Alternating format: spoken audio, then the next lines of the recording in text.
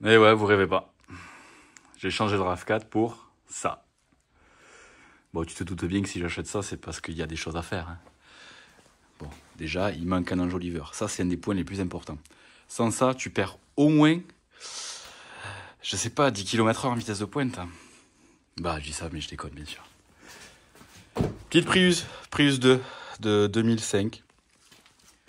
État correct. Et bien sûr, comme je t'ai dit, si je prends ça, c'est qu'il y a des choses à faire dessus. La plus grosse des choses à faire qu'il y a, c'est ça. Tu vas le voir de suite. Ça. Hop. Tu vois, la voiture, elle fonctionne bien, hein. Elle démarre, elle tourne, la batterie charge.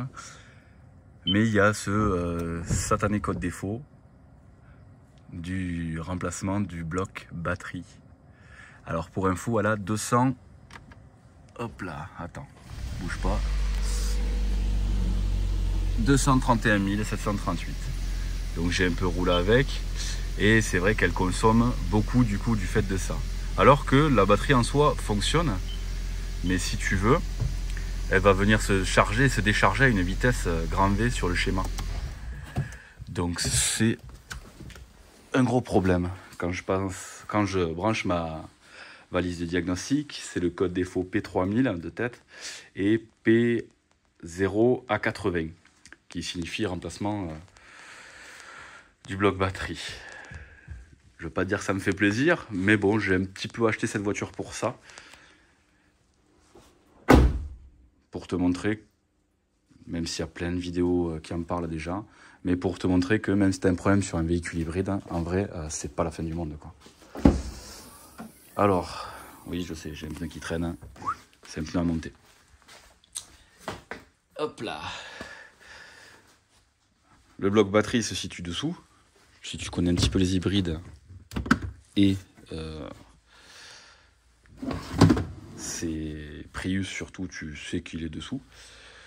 Moi, je suis habilité électriquement à pouvoir faire ça, donc je vais le faire. Je vais pas te montrer le démontage, il y a tellement de vidéos sur internet qui expliquent comment le démonter. En gros, tu sors tes sièges, tu dévisses tes sièges, tes garnitures sur les côtés, tout ça. Tu as plein de vis, tu as plein de clips, bref. Ça va être un petit peu pompeux. Donc ça, je vais pas te le montrer.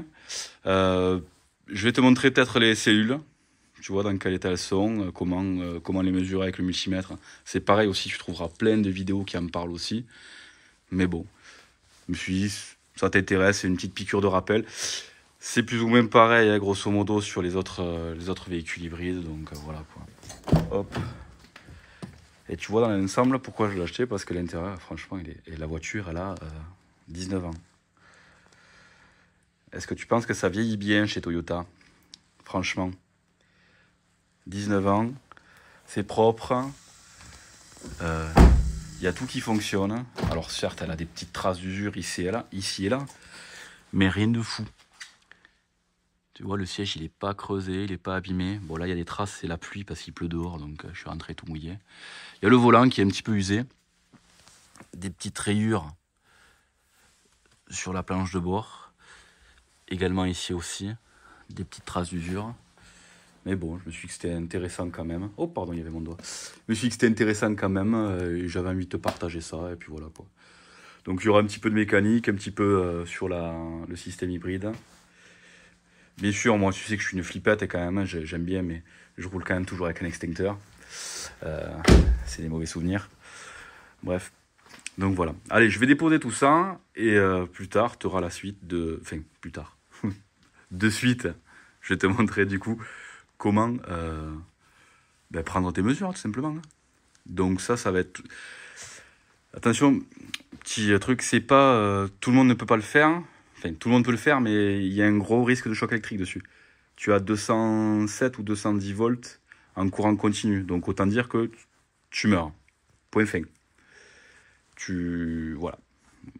Hop, on te retrouve là, collé, merci, bisous. Donc c'est pas à prendre à la légère quand même. Si tu le fais, tu prends des précautions. Des gants spécifiques, de l'outillage isolé pour être au top du top, un multimètre et de la patience. Voilà donc à quoi ressemble votre batterie de l'intérieur. Tes 28 cellules, qui sont présentes. Et le problème qui se passe avec le temps, mais ça c'est tout, hein, donc il n'y a pas de stress à avoir, parce que la voiture elle a 20 ans quand même. Hein. Donc c'est à peu près normal. Hop, attends, tu ne vois pas. Voilà. Donc il y a des mauvais contacts s'ils se créent.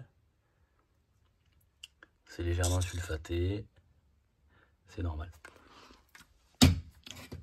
Ça, c'est vrai que c'est un truc, ce serait bien que, tu vois, ils le font pas, mais c'est dommage.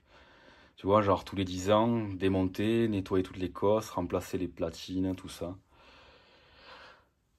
Mais voilà, c'est pas fait. Ça peut limiter des pannes. Je te dis pas que ça va éviter toutes les pannes, mais ça peut te limiter des pannes. Ça, et nettoyer tout ton conduit d'aération, tous tes conduits d'aération. Je vais prendre mes mesures. Et puis je te montrerai comment, après, enfin laquelle est la moins bonne. Je vais me sortir tout petit à petit.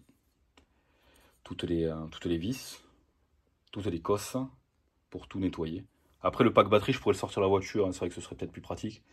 Mais bon, là, comme j'ai pas d'établi, je vais le faire comme ça. De plus près, donc, ça donne ça. Normalement, c'est tout cuivré. Et tu vois, c'est tout oxydé.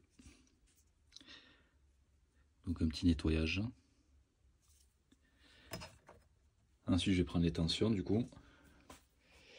Puis après, on sera top moumoute. Dans l'idée, qu'est-ce que j'ai contrôlé là? J'ai contrôlé la tension de toutes mes cellules. J'ai remarqué que j'avais une cellule qui était vraiment défectueuse, où j'avais un gros pourcentage d'écart, c'est celle-là. Et celle d'à côté, là à droite, où j'avais très peu d'écart avec les autres. Mais par principe de précaution, comme j'ai toutes les cellules là présentement qui sont à 7,99 volts, et celles aux extérieurs qui sont à 8 volts, 8 volts 1, je vais par précaution remplacer celle-là qui est à 7,95 et celle-là qui est à 7,70. Donc j'ai un sacré gros écart quand même avec ces deux-là par rapport aux autres.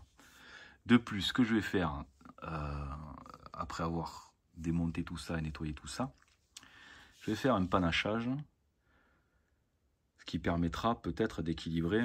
Alors ça, c'est que des suppositions parce que je ne suis pas expert dans ce domaine. Donc c'est que des suppositions. J'espère qu'en panachant un petit peu en fait intelligemment en fait, en mettant ceux de l'extérieur vers l'intérieur et ceux de l'intérieur vers l'extérieur, équilibrer encore un petit peu plus tout ça. Le problème qu'il y a, tu vois, sur ce bloc là, c'est que naturellement le point de chauffe là où ça va chauffer le plus, ça va être au centre. Et l'idée de ça, en fait, ça va pas régénérer les autres batteries, hein, je n'en crois en rien.